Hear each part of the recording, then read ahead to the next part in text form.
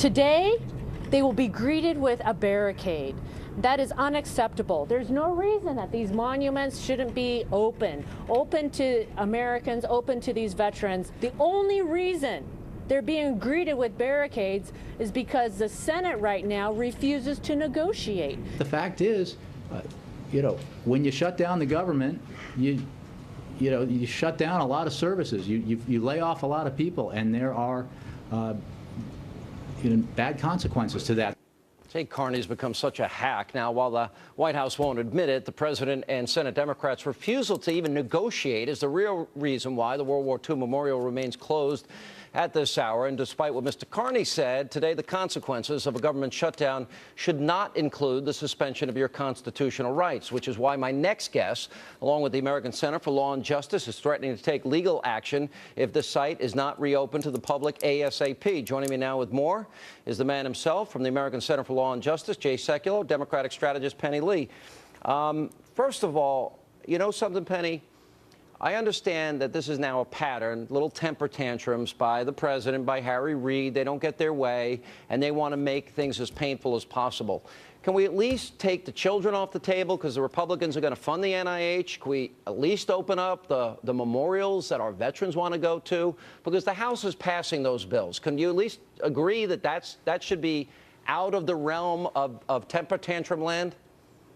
Sean, it's very, very simple. All they need to do, and if they put it on the floor, if they put a clean, continuing resolution on the floor, if we do everything you want, it would pass. If we do everything you want, it would pass. No, I'm not saying that you're doing everything Harry Reid wants. It would pass, and the government would remain open. And that World War II memorial that is down there right now, that everybody is rushing to the cameras to get the sympathy vote for, that would reopen. Here's a question I have for you. Let's put the blame on where the blame really is. The president sent more guards there today than he sent after he was requested to send them through the State Department to Benghazi on September 11th of 2012. So my question to you is, if the Republicans pass a bill that will at least keep that open and at least fund children, which Harry Reid says he wouldn't want to help one kid with cancer, would you at least say they should pass those two bills, just those two, Sean, why are while we we go limited to forward? two? Sean, why are we limited to two? Why don't we pass a continuing resolution that allows because there's the United States Constitution. Open? One of the reasons we limit it, here is that, and it's in play here, is the United States Constitution.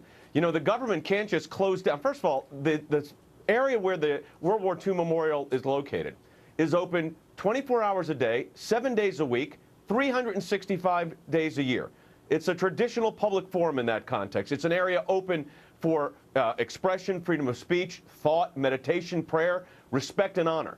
The Constitution cannot be suspended simply because the president wants to put a punitive measure in place by now including, by the way, in addition to the yellow tape and barricades that I guess the government did have the money for, now including sandbags and wire tapes so that they can actually keep it closed from these veteran groups and from other Americans that want to pay respect. There is a Constitution here, and this is a political move, and the Constitution doesn't allow this kind of political move. And the fact that you're saying now that the one bill's not enough, you don't get to suspend the United States Constitution's First Amendment, free speech, freedom of association, freedom of assembly, and those veterans deserve better than that, and you know it. What about the fact for the last 6 months, there have been all 13 funding bills out there to be able to be negotiated, and the Republicans have along with what about for the fact that for over 200 years we've had a First times, Amendment to the United States Constitution, the president is not the king, he doesn't get to suspend it. The Republicans have refused to go into let me jump in here. to be able to negotiate on a budget. Let me jump in. I want to ask you this question, Penny. Yeah.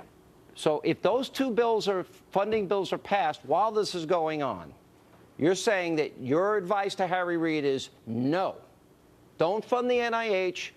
So that means even if it'll help one kid with cancer. Wait a minute, I'm asking a question. And don't keep open the parks and the memorials, even though the Republicans are funding that while they try to work out their differences. You're against that. For the record, you say they shouldn't do that. All I'm saying is that there is a ready-made solution there right now. That's your solution. I'm asking in the interim. That is the CR. Why won't they if they put it forth? Let's keep this in mind. What this is about. This is about the Republicans standing firm. It's about your way of the highway. Trying to say for on Obamacare. Let me tell you, Democrats have already compromised. Do you really believe that the government has the authority, that the president? Yeah. You believe the president has the authority to put sandbags and barricades in front of an area that was open 48 hours ago with no problem, and you could go there anytime, day or night. Sometimes there were park rangers there. Oftentimes there were not. Do you really believe the president has the authority to suspend the First Amendment to the United States Constitution?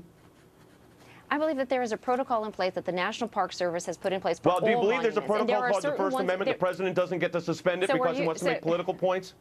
Look, I understand that the optics are what they are, and everyone's going to play politics on this. You're not playing The politics. truth of the matter is there is a simple solution. There is a simple solution right now that is before Just the do House. everything If John you want. Boehner, Bow at your altar. Bow at Harry Reid's altar. I'll give you a solution. No, Sean, if this isn't Sean, resolved and those veterans are blocked in, there's going to be a solution to be called a federal lawsuit. That's going to be the solution. Let me ask why one don't they last just, question. why don't they just pass the bill that's on the floor? I know, Why would they sit there and stop 18 times? We got that. You said it 50 times. I got it. You want it your way only, and that's the only thing you'll accept. I got it. All right, let me ask this question.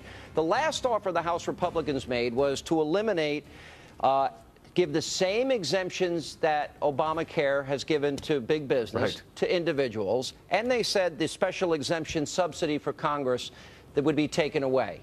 That's the only thing it said. Do you support Congress getting a subsidy? Should be an easy pass. Do you support individuals getting the same benefits that big business get? I support negotiating the problems or the issues that they have on Obamacare outside of shutting down the government and putting the full faith and credit in the United States. Let's support our veterans and the First Amendment and stop the politics on something as significant as the free speech clause of the First Amendment. Right. Thank you, guys. Good to see you. Coming up next, Sean. David Limbaugh, head-to-head with Juan Williams. Fireworks next.